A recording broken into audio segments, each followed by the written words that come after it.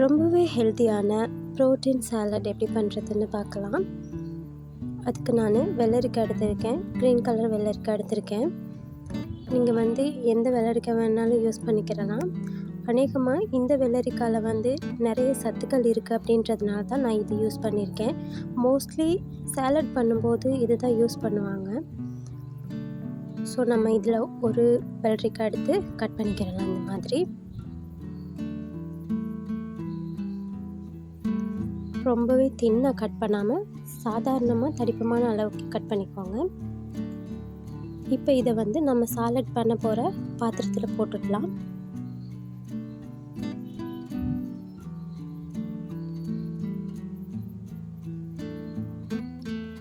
நீங்கள் வெள்ளரிக்காய் அதிகமாக சாப்பிடுவீங்களா இருந்தால் இன்னொரு வெள்ளரிக்காய் கூட ஆட் பண்ணிக்கிறலாம்.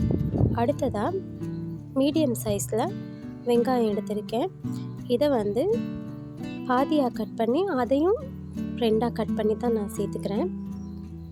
எல்லாத்தையும் கட் பண்ணிவிட்டு இதை கையால் கொஞ்சம் உடச்சி விடலாம். ஏன்னா ஒன்றோட ஒன்று சேர்ந்து இருக்கிறதால சாலட் பண்ணுற நேரம் கொஞ்சம் கஷ்டமாக இருக்கும். ஸோ இந்த மாதிரி கையால் அதை உடச்சி விட்டு அதையும் நம்ம அந்த பாத்திரத்திலே சேர்த்துக்கிறோம்.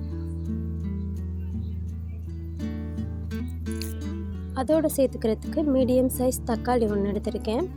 எப்போவுமே தக்காளி யூஸ் பண்ணும்போது அந்த பின்னாடி இருக்கிற அந்த கருப்பு கலர் டொட் மாதிரி இருக்கும்ல, அதை ரிமூவ் பண்ணிவிடுங்க.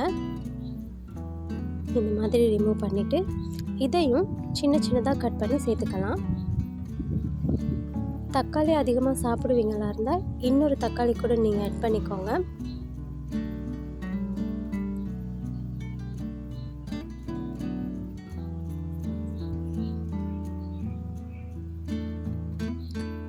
அடுத்ததாக பச்சை மிளகாய் எடுத்திருக்கேன். இது காரம் குறைவான பச்சை மிளகான்றதுனால நான் 3 பச்சை மிளகாய் சேர்த்துக்கிறேன். நீங்கள் காரம் அதிகமாக சாப்பிடுவீங்களா இருந்தால் இன்னும் 2 வேணாலும் சேர்த்துக்கிறலாம். இல்லை ஒரு பச்சை மிளகாய் சேர்த்துக்கிட்டாலுமே ஓகே. குழந்தைங்களுக்கு கொடுக்கும்போது ஒரு பச்சை மிளகாய் சேர்த்துக்கோங்க. இதோடு சேர்த்துக்கிறதுக்கு கொத்தமல்லி இலை எடுத்திருக்கேன். இதை கொஞ்சம் குட்டி குட்டியாக கட் பண்ணிக்கிடுவோம். இந்த கொத்தமல்லி இலையோட வாசனையினாலேயே சாப்பிடணும் அப்படிங்கிற ஒரு ஆசை வரும். ஸோ நிறைய ஃபுட்களுக்கு இது ஆட் பண்ணிக்குவாங்க. சாலடுக்கு கட்டாயமாக ஆட் பண்ணிக்கோங்க. ரொம்பவே டேஸ்டியாக இருக்கும். இப்போது இது எல்லாத்தையும் கட் பண்ணியாச்சு.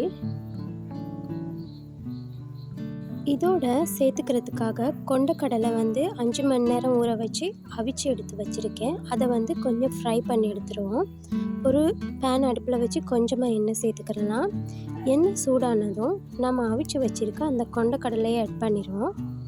நான் 1 கப் கொண்டக்கடலை எடுத்திருக்கேன். அதை லைட்டாக ஃப்ரை பண்ணிடலாம். மிதமான சூட்டில் ஃப்ரை பண்ணிக்கோங்க. இந்த மாதிரி லேசாக ஃப்ரை ஆன உடனே இதுக்கு கொஞ்சமாக மிளகாய்த்தூள் சேர்த்துக்கலாம். அதோட கொஞ்சம் உப்பு சேர்த்துக்கிறோம். இது ரெண்டையும் சேர்த்து லைட்டாக ஒருக்கா மிக்ஸ் பண்ணி லேசாக ஃப்ரை ஆக விட்டுடலாம்.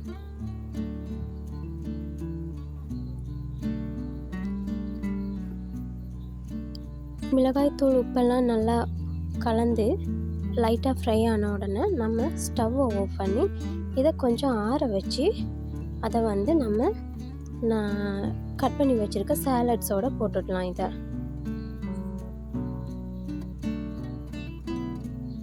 அதையும் ஆட் பண்ணிவிட்டு காரத்துக்கு இன்னும் கொஞ்சம் மிளகு எடுத்திருக்கேன்.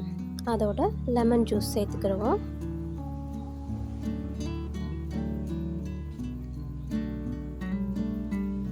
லெமன் ஜூஸ் சேர்த்ததுக்கப்புறமா இன்னும் கொஞ்சம் உப்பு சேர்த்துக்கலாம். உப்பு கம்மியாக சேர்த்துக்கோங்க. ஆல்ரெடி கடலையில் சேர்த்துருக்கனால.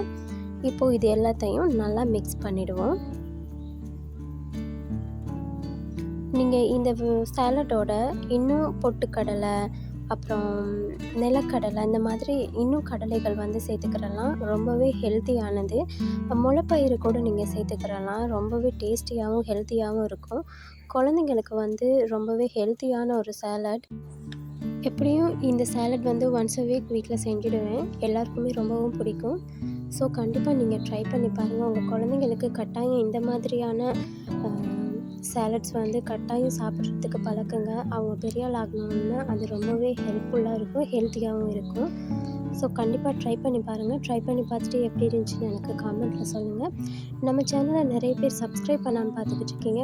சப்ஸ்கிரைப் பண்ணி பக்கத்தில் இருக்க பெல் ஐக்கனையும் கிளிக் பண்ணுங்கள்.